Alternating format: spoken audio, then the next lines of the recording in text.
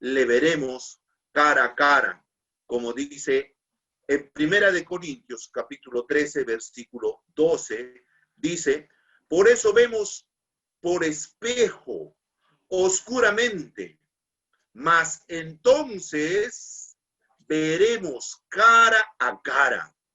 Ahora conozco en parte, pero entonces conoceré como fui conocido. Entonces, mis queridos hermanos, para concluir esta segunda característica del estudio de Dios, tenemos que decir que, si bien es cierto, no lo podemos estudiar en un laboratorio, pero Él se da a conocer. Pero no se da a conocer completamente, solo se da a conocer lo necesario. ¿Lo necesario para qué? Para nuestra salvación, para nuestra comunión con Él, para nuestro servicio hacia Él y para alcanzar nuestra madurez espiritual, la que nos lleve a vivir una vida eterna juntamente con Él. Pero, dice la Biblia, también nos está mostrando, pero va a llegar el día que cuando nosotros vivamos con Él, ya no con este cuerpo mortal, con este cuerpo perecedero, sino con ese cuerpo inmortal, entonces le veremos cara a cara y conoceremos más de Él. Así como dice el apóstol Pablo en Corintios, dice, ahora oscuramente le veo, mas entonces le veré cara a cara. Muy bien, tercer aspecto respecto a este conocimiento de Dios. En este conocimiento de Dios, nosotros, si bien es cierto, vamos a estudiar en uno de las fechas de esta primera parte acerca de algunos conceptos que nos ayudan a entender acerca de la existencia de Dios. Sin embargo, que quede bien sentado, bien claro, que la Biblia no está escrita para demostrar la existencia de Dios. Hay mucha gente que dice, a ver, muéstrame la Biblia, a ver qué parte de la Biblia, cómo dice la Biblia, a ver que se demuestre, que se vea la existencia. No, la Biblia da por sentado la existencia de Dios. Da por presupuesto la existencia de Dios. La Biblia es para aquellas personas que ya saben que Dios existe. Y entonces, para aquellas personas, les da una serie de instrucciones y manifestaciones de lo que Él puede hacer, de quién es Él. Pero no encuentras tú un capítulo que te diga argumentos de la existencia de Dios. No vas a encontrarlo en la Biblia. ¿Por qué? Porque la Biblia ya da por supuesto de que tú has entendido que Dios existe. Por ejemplo, en Génesis capítulo 1 dice, en el principio creó Dios los cielos y la tierra. Creó Dios los cielos y la tierra. O sea, no hay que, mira, Dios existe por eso. No, existió así. No. Simplemente Dios ya está ahí y Dios creó los cielos y la tierra. Por eso, Dios muestra su palabra para personas que ya son creyentes. Pero al que no cree, mira cómo lo trata el Señor. Mira lo que dice el Señor. El salmista proclama más adelante en Salmos, en el Salmo 14, en el verso 1, en la segunda parte del Salmo 14, dice la siguiente manera, dice el necio en su corazón, no hay Dios. Entonces, la Biblia califica de dos maneras. Personas que creen en Dios, personas que están encontrando el sentido, el camino, y están encontrando su madurez, y están buscando su perfección, y van a alcanzar la meta, como si fuera ese juego que se juega, el tesoro escondido. Han encontrado ya el camino, y van a encontrar ese tesoro escondido. Son gente que ya está madurando. Pero las personas que dicen no hay Dios, la Biblia dice son insensatos. Dice son necios. Dice el necio en su corazón, no hay Dios. Entonces, ¿quién es necio para la Biblia? Aquella persona que dice no hay Dios. El creyente y todos los que vivimos al servicio de Dios, los adoradores, los que cantamos para el Señor, para nosotros damos por hecho, aceptado y plenamente probado y certificado de la existencia de Dios. Simplemente lo entendemos que Dios existe. ¿Por qué? Y mucha gente dice esto, mira, para que tú creas en Dios tiene que ser a través de un acto de fe. Es cierto que es a través de un acto de fe, pero no es un acto de fe sin un fundamento. El acto de fe en el cual nosotros nos basamos es en una experiencia personal. O sea, alguien que ha recibido a Jesucristo como su Señor y Salvador, sabe de lo que yo estoy hablando. Sabe que hay algo que no lo puedes explicar, que ha cambiado tu manera de vivir. Antes vivíamos de una manera. Cuando no conocemos a Dios, vivíamos de una manera. Hasta que nosotros vemos a Dios, reconocemos a Dios, buscamos a Dios, y entonces nuestra vida cambia. Y entonces nosotros decimos, sí, de verdad Dios existe.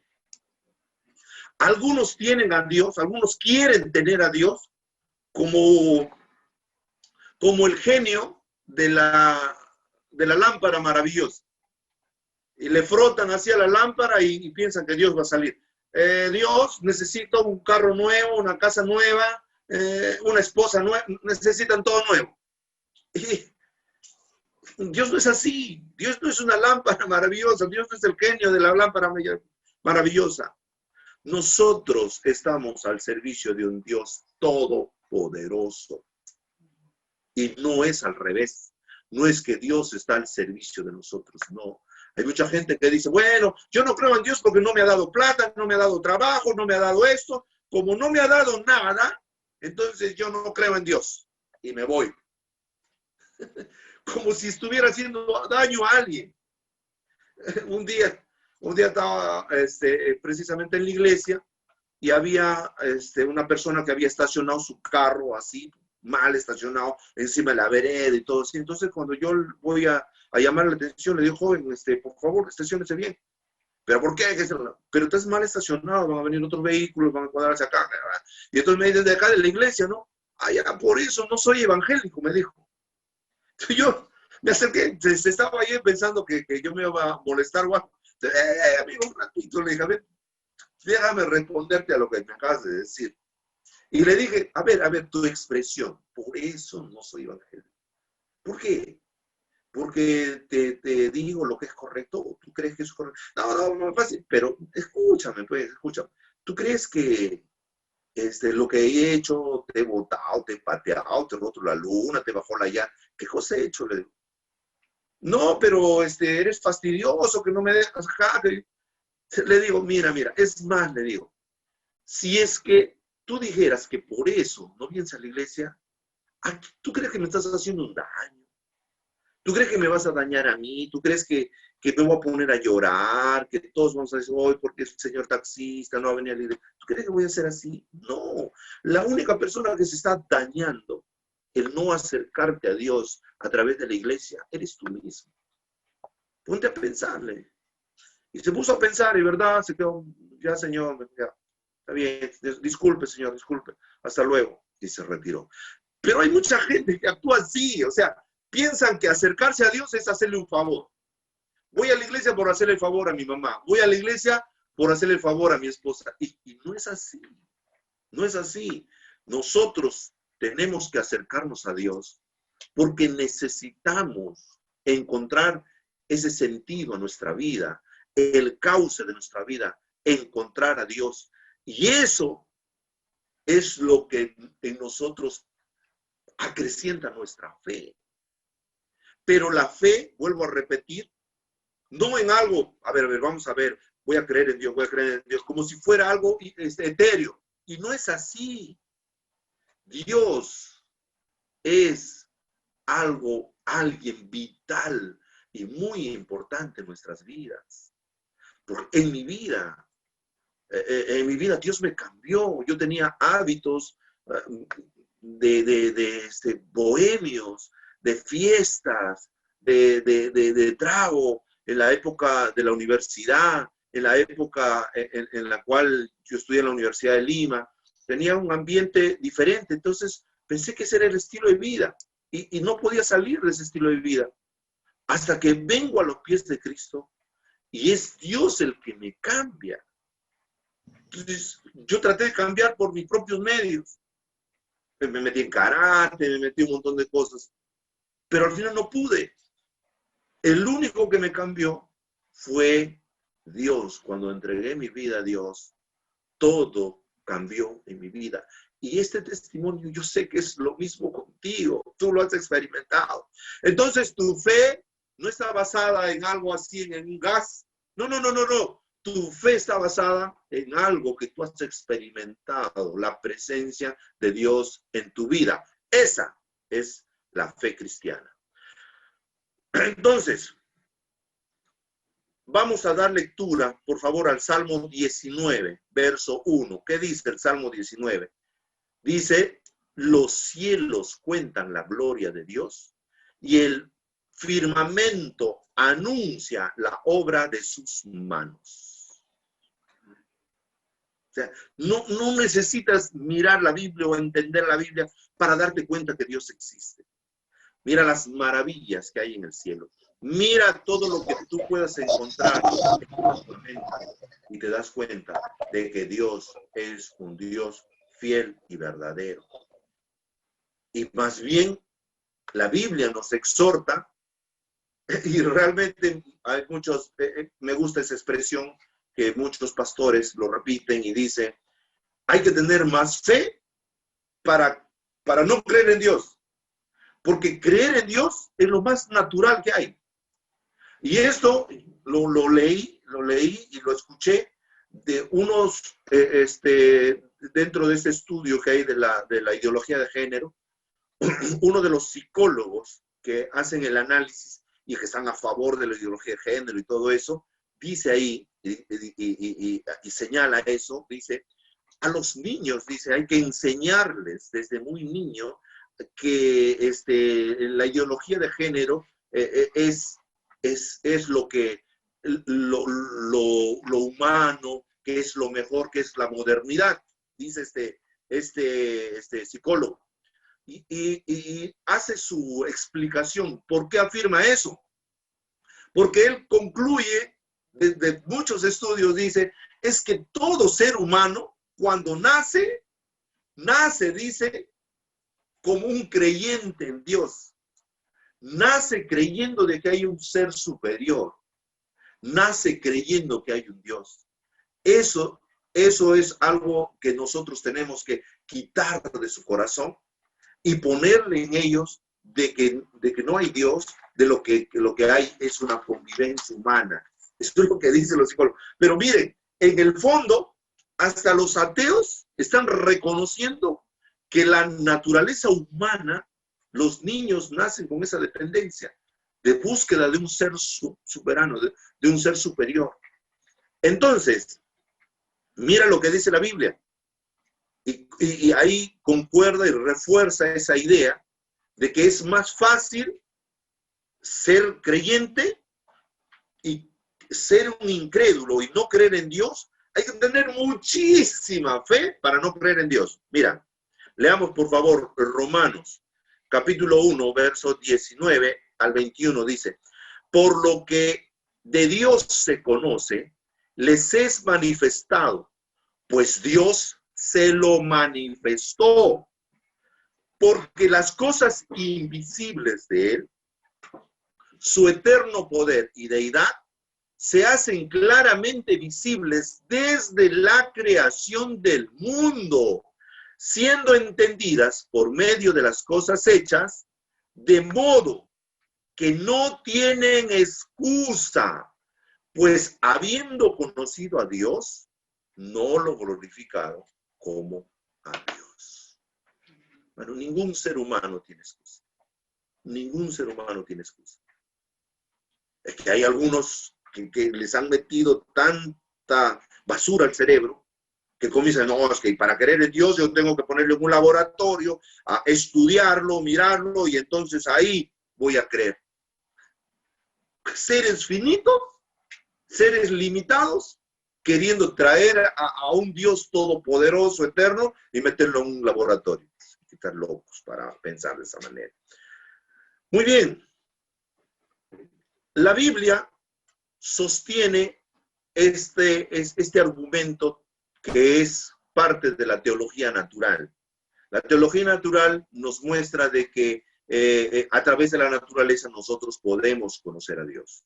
Pero sin embargo, la Biblia también nos muestra de que el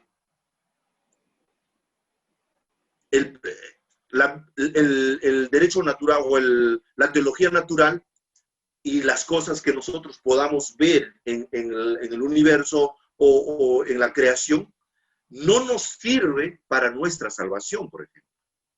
No nos sirve para satisfacer las necesidades humanas, como el dolor, el sufrimiento. No nos sirve para la necesidad de la redención, de la justificación y todo eso. Para eso sí tenemos que ir a la Biblia. Pero para tener una idea de quién es Dios, sí, nosotros nos apoyamos también en la teología natural. Por eso que en Juan capítulo 1, versículo 29 dice, he aquí el Cordero de Dios que quita el pecado del mundo. Por eso es que nosotros en la Biblia también encontramos eso. Vamos a dar lectura ahora a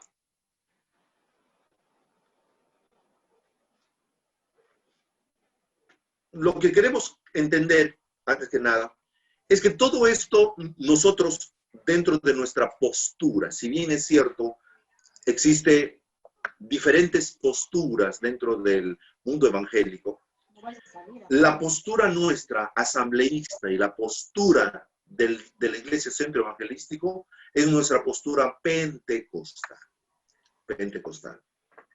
Entonces, desde esta perspectiva pentecostal, nosotros creemos en la presencia permanente del Espíritu Santo junto a nosotros, junto a cada cristiano. Esta presencia del Espíritu Santo es la que nos va a conducir a toda verdad. La presencia del Espíritu Santo es el que nos da testimonio de Dios. Por eso la Biblia dice que nadie llama a Jesucristo Señor si no es por el Espíritu Santo. Entonces, nosotros vamos a poder conocer, entender más de Dios siempre y cuando nosotros tengamos al Espíritu Santo junto a nosotros y teniendo la dirección del Espíritu Santo. Muy bien, de este modo estamos concluyendo ya el primer tema, que es acerca del conocimiento de Dios. Ahora vamos a tocar este segundo tema de la noche, que es los atributos de Dios. ¿Por qué los atributos de Dios? Porque los atributos de Dios nos ayudan a conocerlo mejor. Los atributos de Dios nos van a ayudar a tener una idea mucho más clara de quién es Dios.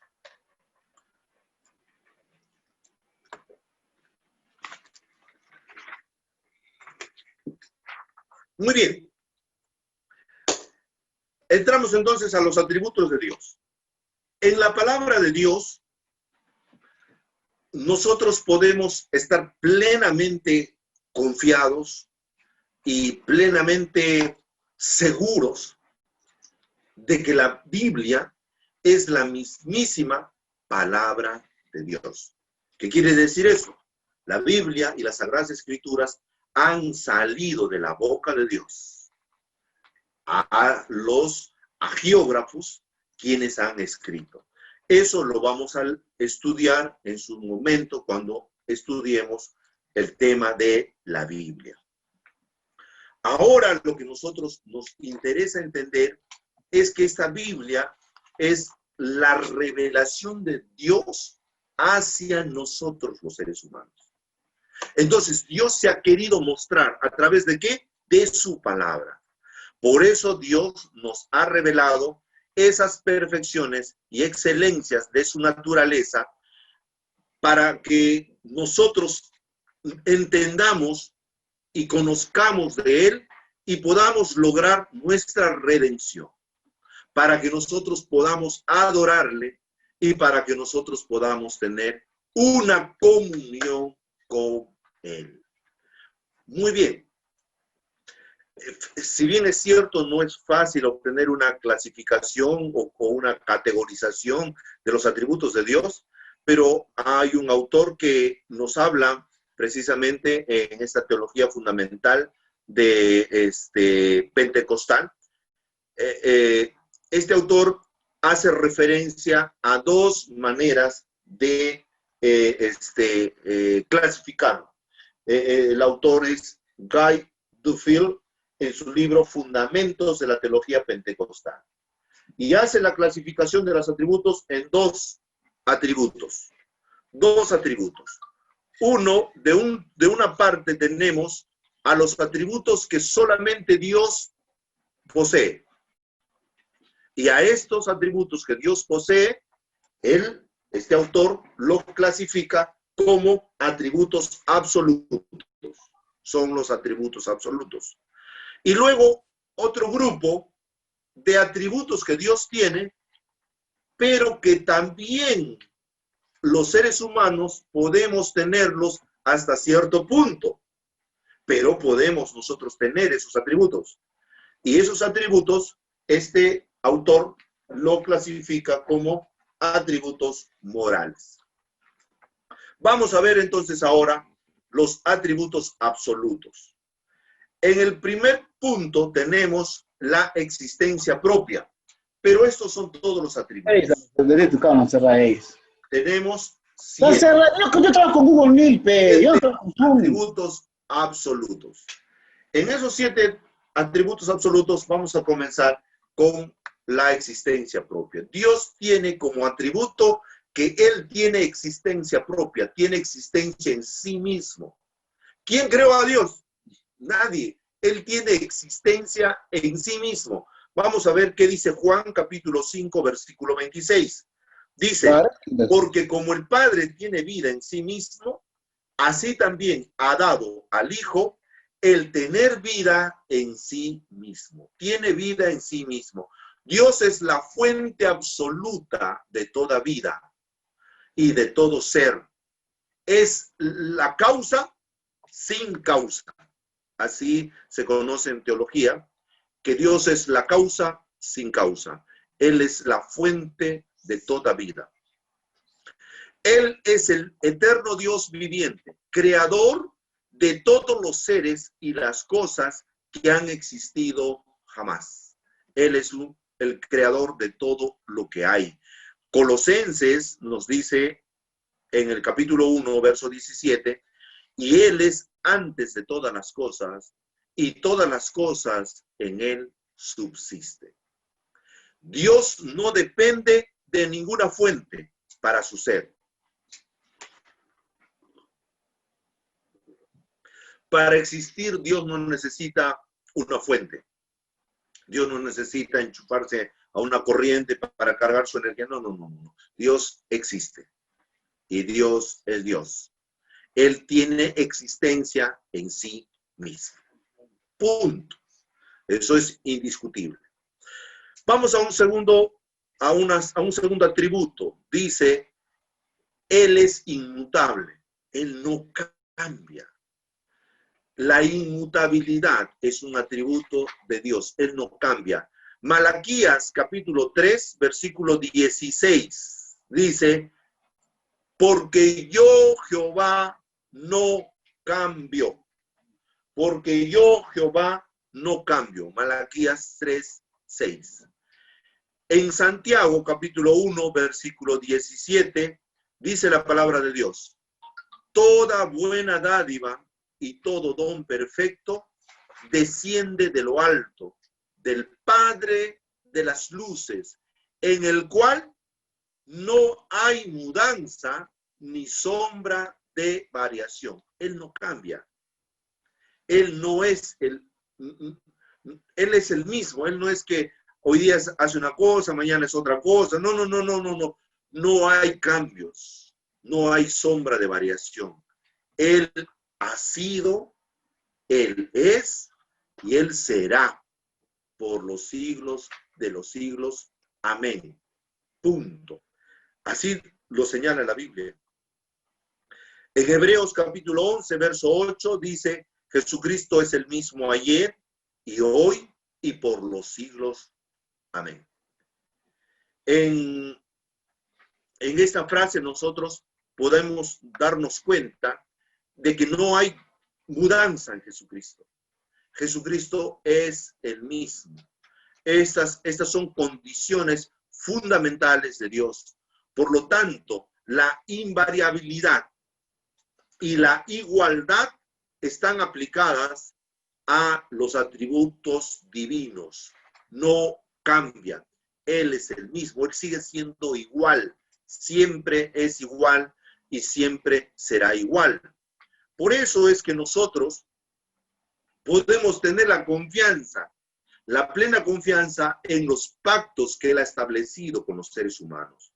Los pactos y promesas de Dios son tan confiables para nosotros, los creyentes, que son sí en Dios y amén. Punto. ¿Por qué? Porque es así. Mira lo que dice Salomón. Salomón en Primera de Reyes, capítulo 8, versículo 56. Mira lo que dice Salomón. Salomón, luego de que ha construido el templo, mira lo que dice. Bendito sea Jehová, que ha dado paz a su pueblo Israel, conforme a todo lo que él había dicho. Ninguna palabra de todas sus promesas que expresó por Moisés, su siervo, ha fallado. Ninguna de sus promesas ha fallado. Él ha cumplido todas sus promesas. Alabado sea el Señor. Todo ha sido cumplido. Gloria a Dios. Bueno, entonces, acá viene una situación. Pero, sin embargo, yo no alcanzo las promesas de Dios. Dios ha prometido que me va a bendecir. Pero ¿y por qué no recibo las bendiciones de Dios? O Dios se ha desanimado. O Dios, ahí ha cambiado Dios porque Dios me ha prometido bendición. Dios me ha prometido dar bendición. Pero sin embargo, ha cambiado algo. No, momentito. Hay que tener bien en cuenta que nuestras acciones y nuestras actitudes negativas hace disminuir nuestra experiencia en relación a las bendiciones. Nosotros, cuando actuamos mal, somos nosotros los que nos alejamos de ese plan de Dios. ¿Y cómo hacemos para alejarnos de ese plan de Dios? El detalle es el libre albedrío que nosotros tenemos. Y eso sí, Dios respeta tu libre albedrío. Dios tiene la bendición. Y tú te vas a dar cuenta que en la Biblia todas las bendiciones son condicionales. No hay ninguna bendición que no sea condicional. Ay, no, es que Dios es interesado. No, es que Dios, qué cosa quiere. No. Dios, al contrario, está interesado en que tú obtengas tu bendición y que lo obtengas bien. Porque si no, una bendición en manos de alguien que no cumple esas condiciones, lejos de ser una bendición, es una maldición. Por ejemplo, el dinero. El dinero. ¿Qué pasa? La Biblia nos muestra que las bendiciones de Dios no necesariamente es plata, ¿no? Pero en relación a la plata. Vamos a suponer que Dios quiere bendecirte con un mejor sueldo. Pero resulta que no vas a la iglesia, no estás en oración, no vives una vida cristiana, de vez en cuando vas a la iglesia, pero quieres un mejor sueldo y Dios quiere bendecirte con un sueldo. ¿Qué pasaría si te da ese mejor sueldo? Te pierdes, te corrompes y dentro de poco esa bendición, entre comillas, que tú creíste que era bendición, un mejor sueldo, resulta en maldición para ti. ¿Por qué? Porque terminas sacándole la vuelta a tu esposa, terminas dejando a tus hijos sin papá, te vas de la casa, te compras un carro, te paseas, un carro de último modelo, te vas de viajes, haces una desgracia a tu vida. ¿Por qué? Porque no tenías esa madurez para poder manejar cierto tipo de bendiciones. En ese sentido, Dios dice, te puedo dar un mejor sueldo, te puedo dar un mejor trabajo, te puedo mejorar tu economía, puedo darte lo mejor, pero te pongo condiciones. Tienes que cumplir con lo que está escrito.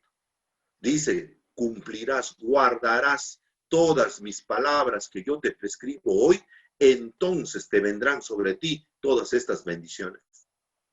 Entonces tienes que cumplir. Al cumplir esas órdenes que Dios te da, esos mandatos que Dios nos da, ¿qué cosa pasa en nosotros? Genera en nosotros madurez. Vamos a tener madurez espiritual. Vamos a tener madurez en nuestra manera de vivir. Entonces viene la bendición de Dios.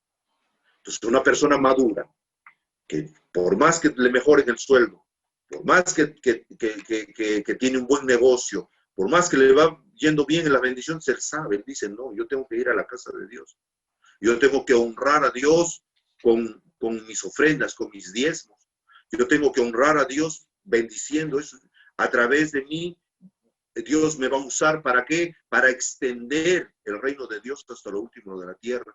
Voy a aportar a la iglesia con cámaras de televisión, con equipos que mejoren la calidad de las transmisiones online. Voy a aportar con esto para la obra de Dios. Eso es madurez que Dios quiere para el creyente. Entonces, estás listo para recibir tu bendición de parte de Dios. En ese sentido, no quiere decir que Dios cambia de parecer. No, Dios no cambia de parecer. Dios marca su ruta, Él sabe cómo actuar. Eso no quiere decir que Dios haya cambiado. Entonces, no alcanzamos nosotros nuestras bendiciones, no porque Dios cambie, sino no alcanzamos nosotros nuestras bendiciones porque nosotros no estamos preparados para recibir esas bendiciones de parte de Dios. Malaquías capítulo 3, versículo 7 dice, desde los días de vuestros padres os habéis apartado de mis leyes y no las guardasteis. Volveos a mí y yo me volveré a vosotros, ha dicho Jehová de los ejércitos. Romanos capítulo 8, versículo 38 también habla de lo mismo.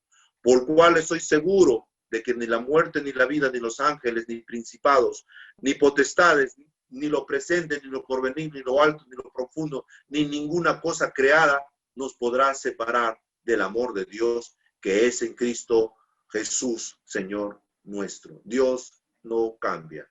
Dios es inmutable. Muy bien, otro atributo.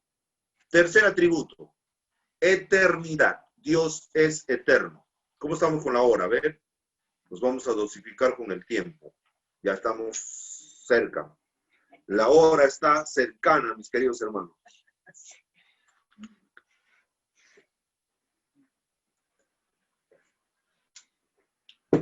Dice la palabra de Dios. En 1 Timoteo, capítulo 1, versículo 17. Por lo tanto, al Rey de los siglos, inmortal, invisible, al único sabio Dios, sea honor y gloria por los siglos de los siglos. Amén. Aleluya. Gloria sea el Señor. En Éxodo capítulo 3, versículo 14 dice, yo soy el que soy. Hermanos, en esa expresión, yo soy el que soy, ¿qué está diciendo? Está demostrando su continuidad en el tiempo. Yo soy el que soy. El que soy. O sea, yo soy. Es más, mire, dentro de la cultura hebrea, nadie podía expresar esa palabra yo soy. Ustedes leen en la Biblia y la respuesta siempre es heme aquí. Por ejemplo, nosotros, alguien pregunta, entra a un salón de clase, el profesor dice y pregunta, ¿quién es Marvin Contreras? Yo soy. Yo no puedo decir eso desde la cultura hebrea. Nosotros sí, pero yo soy, yo mismo soy, decimos, ¿no? No, eso solamente está reservado para Dios, porque Él es el yo soy. Si el profesor, si estuviéramos en la cultura hebrea, y el profesor entra y dice, a ver, ¿quién es Marvin Contreras? Mi respuesta no podría ser yo soy. Mi respuesta tendría que ser, heme aquí. Heme aquí. Esa es la respuesta. ¿Por qué? Porque el yo soy solamente está designado para Él. Porque Él es. Punto. Entonces, ¿qué está denotando este nombre de Dios? Dios mismo le da ese nombre a Moisés. Él dice, yo soy el que soy. Está demostrando eternidad. Entonces está demostrando este atributo de nuestro Dios, que Él es eterno. Eso sí, no hay mayor discusión respecto de la eternidad de Dios. Dice, desde el siglo y hasta el siglo tú eres Dios, dice el Salmo 90, verso 2. En Apocalipsis, encontramos en Apocalipsis 1, 8, y esta misma frase se repite en Apocalipsis 22, 13, pero ya de parte de la boca de nuestro Señor Jesucristo. Mire lo que dice, es lo mismo. Apocalipsis 1, 8, Apocalipsis 22, 13. Dice lo mismo. Yo soy el alfa y la omega, principio y fin, dice el Señor, el que es, el que era y el que ha de venir, el Todopoderoso. Gloria sea a nuestro Dios. Me emociona que Él es el que ha de venir. Gloria sea nuestro Dios. Muy bien, pasamos al siguiente atributo. Omnipresencia. La omnipresencia. Él está en todas partes. Jeremías, capítulo 23, versículo 23, dice, ¿soy yo Dios de cerca solamente? Dice Jehová. ¿No soy Dios desde muy lejos? ¿Se ocultará alguno, dice Jehová, en escondrijos que yo no vea? ¿No lleno yo, dice Jehová, el cielo y la tierra? O sea, ¿quién se esconderá de Dios? ¿Dónde nos podemos esconder de Dios? ¿En lo profundo del mar? ¿En lo alto de la montaña? ¿Dónde nos podemos esconder de Dios? Ahí, por ejemplo, en Primera de Reyes dice, he aquí que los cielos de los cielos no le pueden contener, cuanto menos esta casa que yo he edificado. Está hablando Salomón, hablando de su omnipresencia, de su presencia en todo lugar.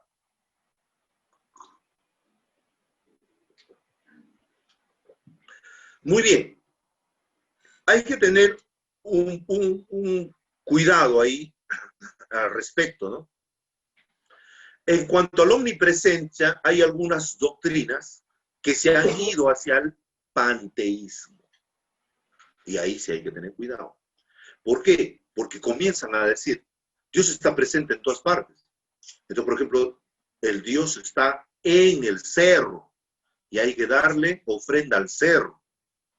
Dios está en la tierra, hay que rendirle ofrenda a la tierra, a la mama pacha. Hay que rendirle ofrenda. No, eso es panteísmo. Dios está en los animales. No hay que comer comida de carne, porque ahí está Dios, es la esencia de Dios, está ahí en todas partes. Entonces hay que tener cuidado, no hay que ser solo vegetariano. No, hay que tener cuidado. No. La presencia de Dios está en todas partes, pero Dios es Dios, el único Dios. No es que en la tierra es Dios, no. La presencia de Dios circula por allá, pero la tierra, ni el animal, ni nada, eso no es Dios. Dios es uno. Entonces, el tema del panteísmo hay que tenerlo presente, lo cual nosotros no creemos en esa distorsión de la omnipresencia de Dios. ¿Creemos que Dios está en todas partes? Sí. ¿Que Dios puede ver todas partes? Sí. ¿Que Él trasciende nuestro ser interior? Sí. Eso sí es cierto, está en todas partes. Pero no es que esas partes se conviertan ahora en Dios.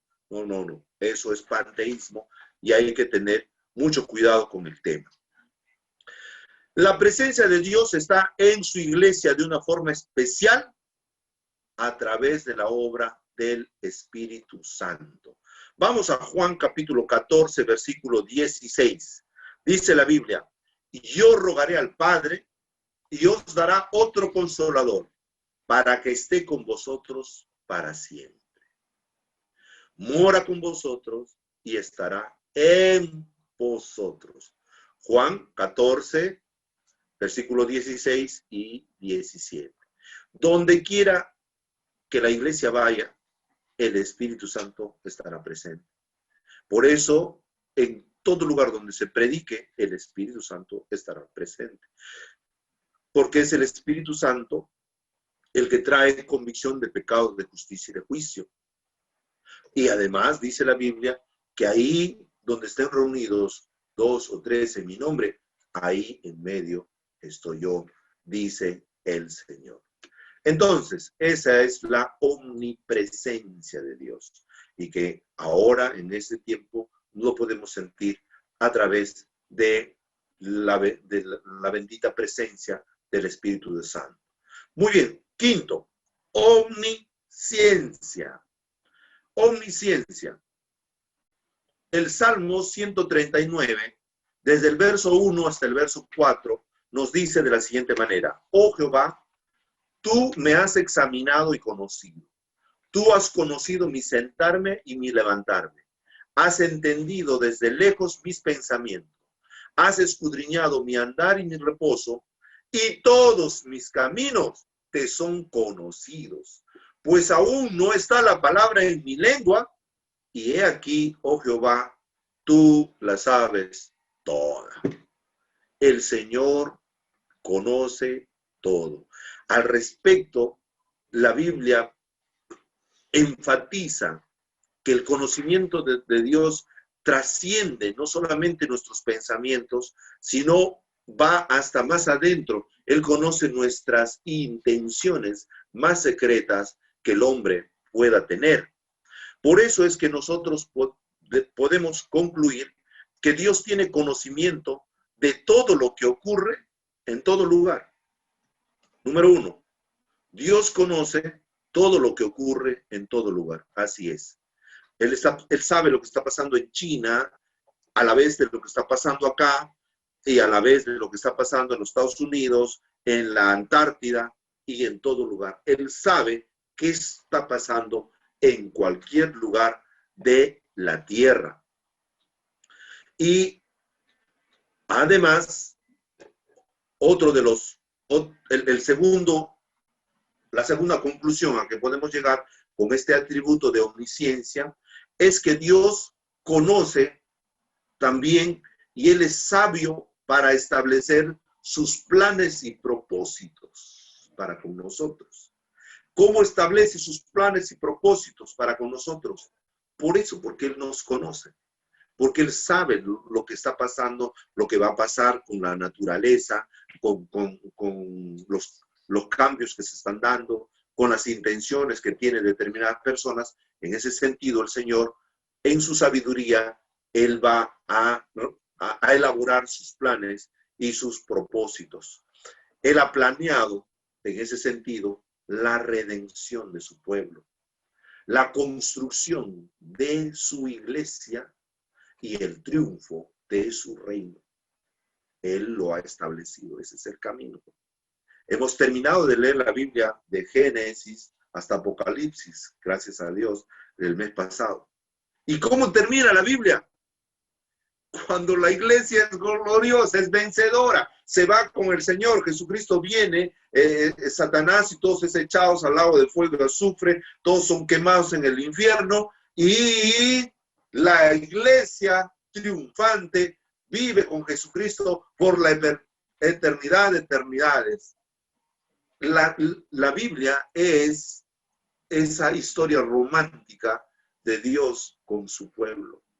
Es un final feliz. Gloria sea al Señor. Pero eso está trazado y es aplicado precisamente con la sabiduría y el conocimiento de ese Dios omnisciente. Muy bien. Vamos a leer en Efesios capítulo 3, versículo 9 al 11. Para que la multiforme sabiduría de Dios sea ahora dada a conocer por medio de la iglesia a los principados y potestades en los lugares celestiales, conforme al propósito eterno que hizo en Cristo Jesús, nuestro Señor. Muy bien, vamos ahora a la omnipotencia. Omnipotencia. La omnipotencia. Jeremías capítulo 32, versículo 17. Oh Señor Jehová, he aquí tú hiciste el cielo y la tierra con tu gran poder y con tu brazo extendido. No hay nada que sea difícil para ti. Jeremías 32, 17. La omnipotencia de Dios. Eso sí, no hay mayor discusión, justamente por eso es Dios, porque Él todo lo puede. Todo lo puede. Por ahí más bien hay alguna discusión. Dice, no, ahí hay problemas. Porque, por ejemplo, Dios no puede mentir. Entonces, si Dios no puede mentir, entonces hay cosas que Dios no puede hacer. Y Dios no puede hacer el mal. Entonces no es omnipotente porque hay cosas que Dios no puede hacer. Lo cual no es así. Justamente, Él no puede hacer algo que es contrario a su naturaleza. O sea, a un carro tú no puedes decir, ¿sabes qué? El carro no puede volar. El carro es carro. El carro es carro. El carro está para circular en la tierra. El carro no va a volar. Entonces, es inherente a su naturaleza. Funciona en su naturaleza. ¿Y cuál es la naturaleza de Dios? La naturaleza de Dios, como lo vamos a ver más adelante, uno de sus atributos, es ser verdad. Entonces, en la verdad no puede haber mentira. En la bondad no puede haber lo malo. Él es bueno por naturaleza. Entonces, si su naturaleza es así, entonces no puede contradecir su naturaleza, porque ahí había una contradicción. No, Él todo lo puede. Él es poderoso. Él es eterno y Él es poderoso. Ese juego de palabras simplemente es un juego de palabras que puede hacerte distorsionar si es que le das mucha cuerda, mucha bola a ese juego de palabras. Pero lo cierto es que Dios es poderoso, es omnipotente, Él todo lo puede. El poder de Dios es visible a todos nosotros. El poder de Dios no está escondido, es conocido, lo sabemos. Dios todo lo puede con su iglesia y finalmente Dios reinará eternamente y para siempre con nosotros. Así lo señala su palabra. Él es el Señor de todos. Él reina en todo lo que está en el cielo, en la tierra y debajo de la tierra. Y hasta Satanás y todos sus demonios se rinden ante él. Ante él no pueden hacer nada. ¿Se acuerdan de ese evento cuando Jesús echó fuera a esos demonios que estaban metidos en esa gente y después se fue a los cerdos? Le dijeron a ese demonio que salió de esa persona, le dijo, era legión, se llamaba, porque eran muchos. Salieron y le dijeron, ¿qué tienes con nosotros? Le dijo a Jesús. ¿Qué tienes con nosotros, hijo de Dios? Le dice. si todavía no ha llegado nuestra hora? O sea, todos saben, los demonios saben. Los demonios saben que su fin es su fin. Entonces, todos le obedecen a ese Dios eterno. Muy bien. Último, punto 7. La soberanía de Dios. Dios es soberano. 7. Este es el último atributo de los atributos absolutos de Dios. Solamente Él detenta este poder. Nadie más en la tierra puede tener este atributo. Efesios capítulo 1, verso 14, verso 4 dice: según nos escogió en Él antes de la fundación del mundo, para que fuésemos santos y sin mancha delante de Él, en amor, habiéndonos predestinado para ser adoptados hijos suyos, según el puro afecto de su voluntad. Acá vemos respecto de la voluntad de Dios. Él es soberano. Él va a determinar de las cosas que tienen que suceder así, porque Él es soberano. Pero sin embargo, pareciera que en otro momento se contradice ¿con qué? Con el libre albedrío del ser humano. ¿Por qué? Porque el libre albedrío permite que el ser humano simplemente puede decir: no, no quiero, yo no quiero recibir a Cristo como Señor, yo sabré, ya, yo veré cómo vino. Entonces, Dios respeta el libre albedrío. Ese respeto del libre albedrío no constituye una violación de su atributo de soberanía, porque Él es soberano. Entonces, ¿cómo permite que el ser humano viva en rebeldía? Ahí puede haber otro punto de discusión. Por ejemplo, dice, ¿por qué Dios permitió que Satanás se rebele en el cielo? ¿Por qué Dios permitió? Porque entonces Dios no es soberano. No, al contrario. Lo que pasa es que Dios no quiere seres que sean robots, sino Dios quiere, junto a Él, seres que entiendan con su corazón y con su mente la bondad de Dios y que le sirvan por voluntad propia a ese Dios todopoderoso. Este Lucifer, cuando dejó el cielo, se rebeló en contra de Dios, fue echado fuera. Entonces, pero dirían, ¿pero para qué Dios lo echó fuera? Porque vino acá y nos malogró todo acá en la tierra. ¿Por qué no lo consumió? ¿Por qué no lo mató ahí de una vez a Satanás? ¿Por qué no lo agarra, de una vez lo captura y lo mete al infierno de una vez? No, lo que pasa es que es importante para nosotros que nosotros sepamos cuán dañino puede ser ese Satanás, cuán dañino es el mal, cuán dañino es esos demonios, cuánto daño hacen a nosotros. ¿Para qué? Para que nosotros le sirvamos a Dios con verdadera fidelidad a Dios. Porque imagínate si Dios, ¿qué hubiera pasado si Dios ahí nomás en el cielo, lo consumía a Satanás, lo mataba? Dice la Biblia que cuando Satanás fue echado fuera, 1/3 de los ángeles lo siguió. 1/3 de los ángeles lo siguió. Pero ¿qué hubiera pasado si no hubieran liquidado a Satanás? ¿Qué hubieran dicho todos los demás ángeles? Ah, no, Dios es malo. Dios es abusivo. Dios, ¿cómo le va a hacer eso, pobrecito? Pero no se dan cuenta. Dios quiere mostrar más bien a todos los ángeles y a nosotros que Satanás y la maldad siempre es corrupta y destructiva. Y Dios quiere que nosotros entendamos y que por eso le sirvamos a Dios con un corazón fiel y con un corazón a sabiendas de que le amamos a Dios porque Él es bueno. Muy bien. De esa manera, entonces, hemos terminado los atributos absolutos.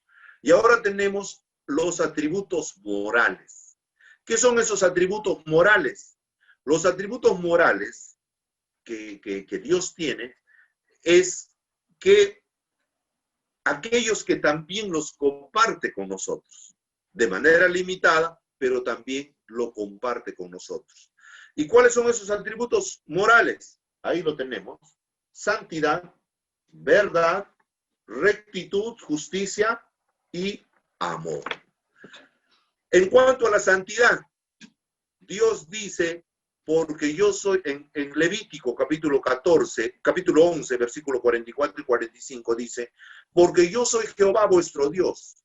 Vosotros, por tanto, os santificaréis y seréis santos, porque yo soy santo, así que no contaminéis vuestras personas con ningún animal que se arrastre sobre la tierra, porque yo soy Jehová, que os hago subir de la tierra de Egipto para ser vuestro Dios.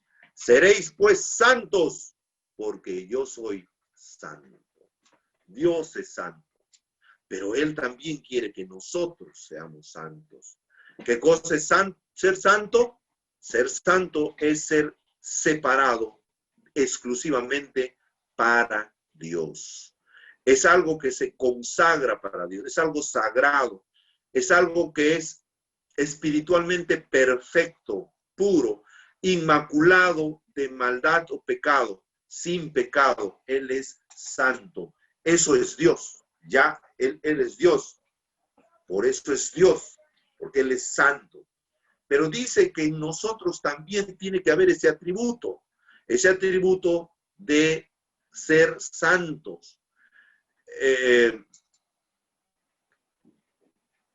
Cuando en Isaías, por ejemplo, capítulo 6, versículo 13, dice la palabra de Dios, vi yo al Señor sentado sobre un trono alto y sublime, y sus faldas llenaban el templo. Por encima de él había serafines, y el uno al otro daba voces diciendo, Santo, Santo, Santo, Jehová de los ejércitos. Toda la tierra está llena de su gloria. Entonces dije, ay de mí, siendo hombre inmundo de labios, han visto mis ojos al Rey Jehová de los ejércitos. Esa es la soberanía y esa es la santidad de Dios. Él es santo, santo, santo, santo. En el Nuevo Testamento, en el Antiguo Testamento se establece claramente el tema de la santidad de Dios. Pero en el Nuevo Testamento el énfasis va hacia ¿dónde? Hacia que nosotros nos mantengamos con esa pureza de vida interior y de separación del mundo. Desde esa perspectiva está el énfasis para nosotros. O sea, se da por sentado la santidad de Dios, pero Dios quiere que nosotros participemos, porque Él dice, sed santos, así como soy santo. Y en el Nuevo Testamento, todo el Nuevo Testamento, en cada libro del Nuevo Testamento, encontramos una indicación a que nosotros vivamos una pureza de vida interior y la separación con el mundo. Que no participemos de las cosas del mundo. Porque Dios es santo y Dios quiere tener un pueblo santo. Segundo atributo número 2. Rectitud, justicia.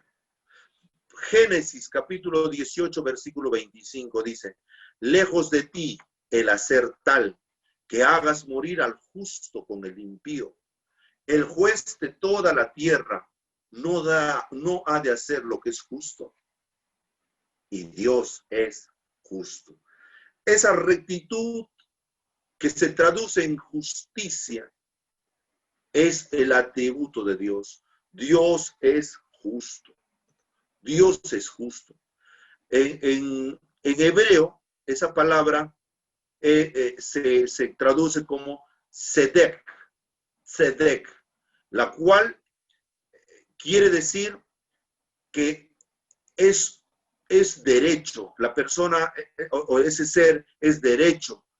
La justicia de un juez, de un rey, de Dios demostrando en castigar al maligno, en la venganza, en la liberación, en la recompensa al justo. Eso es desde la perspectiva bíblica, ser recto, justo, la justicia. Muchos filósofos del derecho hablan acerca de que la justicia no existe, no se puede existir. ¿Por qué? Porque justicia precisamente es darle a cada quien lo que le corresponde. Pero ¿quién puede saber qué le corresponde a quién? ¿Un juez? Ningún ser humano. Entonces, en conclusión, en derecho se concluye, la justicia es solamente un anhelo, pero que no existe, no podemos llegar a una justicia plena. Claro, nosotros como seres humanos, por eso decimos que el único justo, ¿quién es? Dios. Porque Dios sí sabe que te mereces y sí te va a dar exactamente lo que te mereces. Ahí radica la justicia de nuestro Dios. Él castigará terriblemente en juicio, al igual que recompensará generosamente, pero siempre de acuerdo a sus promesas y pactos. Él va a castigar, eso sí, olvídate. No, pero si Dios, hay mucha gente que piensa y dice, Dios es amor, ¿cómo va a existir el infierno? El infierno no existe, eso te ponen para asustar. No. Es cierto que Dios es amor, pero Dios es justicia también. Castigará terriblemente al que se merece castigo. Y también recompensará generosamente. ¿A quién? Al que se merece recompensa. De ahí que nuestro proceder tiene que entender y tiene que actuar de esa forma, de esa manera. Él está completamente por encima de todo trato injusto o engañoso. Todos sus caminos son derechos. Para Dios, todos sus caminos son derechos. Muy bien. Pasamos entonces al siguiente atributo, que es amor. El amor. Yo apelo al amor de ustedes unos minutitos, por favor. Amén. El tercer atributo moral de Dios es el amor. Es maravilloso conocer y saber que Dios es amor, mis queridos hermanos. Dice en Primera de Juan, capítulo 4, versículo 8, dice, el que no ama no ha conocido a Dios, porque Dios es amor. En esto se mostró el amor de Dios para con nosotros, en que Dios envió a su Hijo unigénito al mundo para que vivamos por Él.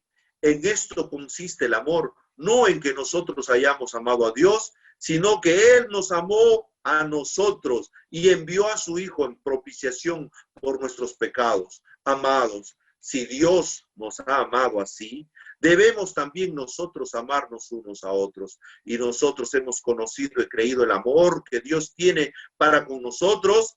Dios es amor, y el que permanece en amor, permanece en Dios y Dios en él. Primera de Juan, capítulo 4, versículos del 8 al 11 y versículo 16. Qué lindo, amados hermanos, entender que ese amor de Dios que sobrepasa todo entendimiento. ¿Cómo es posible que un Dios soberano, un Dios todopoderoso, decida dar su vida por seres tan insignificantes como nosotros?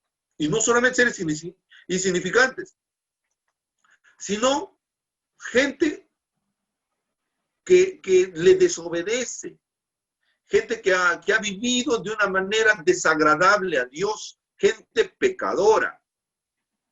Por ellos es que Dios ha venido para rescatarlos de una muerte segura. Entonces Él nos ha rescatado a nosotros, los que ya hemos sido rescatados, para una vida eterna. Por eso es importante que nosotros rescatemos a otras personas. Por eso está el centro evangelístico. Y por eso es que nosotros tenemos esa visión de crecer integralmente. Crecer en el conocimiento de la palabra, pero también crecer trayendo a otras personas para que conozcan a Cristo y también puedan ser rescatados. Y ese amor de Dios sea efectivo en cada una de esas personas. Muy bien. Así es el amor de Dios. Ese es el amor de Dios que en el Antiguo Testamento es conocido por, por una sola palabra que trasciende ese amor, no solamente de Dios, sino también de los hombres. Pero ya en el griego sí hay una distinción de diferentes tipos de amor. Y el amor ágape, que es el amor de Dios, ese es el amor que sobrepasa todo entendimiento. Ese es el amor. Pero en Juan nosotros podemos entender que ese amor tiene que ser manifestado amando también, amándonos los unos a los otros. Por eso es que en Juan, en el Evangelio según San Juan, capítulo 3, versículo 16 dice, porque de tal manera amó Dios al mundo, que ha dado a su Hijo unigénito, para que todo aquel que en él cree no se pierda, mas tenga vida eterna. ¿Qué amor? Ágape. Luego dice, en 1 Juan 4:8 dice, Dios es amor. Lo máximo, lo máximo. Tenemos ese Dios que Él en esencia es amor. Por último, verdad. Verdad. De verdad que es el último. El último de los atributos que en esta noche estamos estudiando del Señor. Verdad. Él es verdad. En suyo, en la esencia, su atributo es verdad. No hay mudanza ni sombra de variación en Él. Él es verdad. En Él es sí y sí, amén. Punto. En Tito capítulo 1, versículo 2 dice, en la esperanza de la vida eterna, la cual Dios, que no miente, prometió desde antes del principio de los siglos. En Juan capítulo 1, versículo 14 dice, y aquel verbo fue hecho carne y habitó entre nosotros, lleno de gracia y de verdad. Amén. Lleno de verdad. Por eso también en Juan 14:6 dice, yo soy el camino, la verdad y la vida. Romanos capítulo 3, versículo 4, sea Dios veraz. Romanos capítulo 3, versículo 4. La verdad de Dios es una parte de su naturaleza santa de Dios. Y eso puede ser considerado bajo el título de santidad y justicia. Pero por razones prácticas, nosotros tenemos que entender de que esa verdad es garantía para todos nosotros, para todo creyente, de que la vida eterna es segura. No hay pierde. No hay pierde. Aunque por ahí escuché varios mensajes que decían, mira, ¿qué pasaría? Bien, vamos a pensar, dice, si es que Dios efectivamente no existiera y un cristiano vive santamente, vive conforme a los principios bíblicos, ¿qué ha perdido al final? Al final muere y ahí quedó, ¿no? Efectivamente, ya, ahí quedó. Pero vivió bien. Pero si Dios existiera, dice, ahí sí dice, viviríamos eternamente, pero el que no creía, ahí sí se muere. Pero hermanos, esa especulación para el cristiano, ni hablarlo. ¿Por qué? Porque la vida eterna es segura. ¿Por qué? Porque Dios es verdad. Dios es verdad. La vida eterna es verdad para ti y para mí, para todos los que hemos creído. Su palabra es verdad. Por eso en Juan capítulo 17, versículo 17 dice, tu palabra es verdad. Santifícalos en tu verdad. Tu palabra es verdad, dice su palabra ahí en Juan 17, 17. También lo encontramos en Juan, en el Salmo 119, verso 89. Así nosotros podemos entender de que Dios es verdad. Él es fiel en guardar todas sus promesas y pactos. Es inherente a Él el hablar verdad el ser verdad y hacer las cosas en verdad. Muy bien. De esa manera ya estamos concluyendo con la lección de este día. Gracias al Señor, hermano. Realmente ha sido una enseñanza muy bonita, con una didáctica extraordinaria, como el Espíritu Santo siempre guía a sus siervos. Estamos muy contentos. Te agradecemos entonces al pastor Marvin por esta enseñanza y felicitamos realmente por el material preparado también. Dios le bendiga, le dé fortaleza, que el Señor le dé pues mayor sabiduría. Y a ustedes también y todos nosotros, hermanos, hemos gozado de una enseñanza muy linda, sabiendo que Dios pues tiene tantas cosas que Él comparte con nosotros.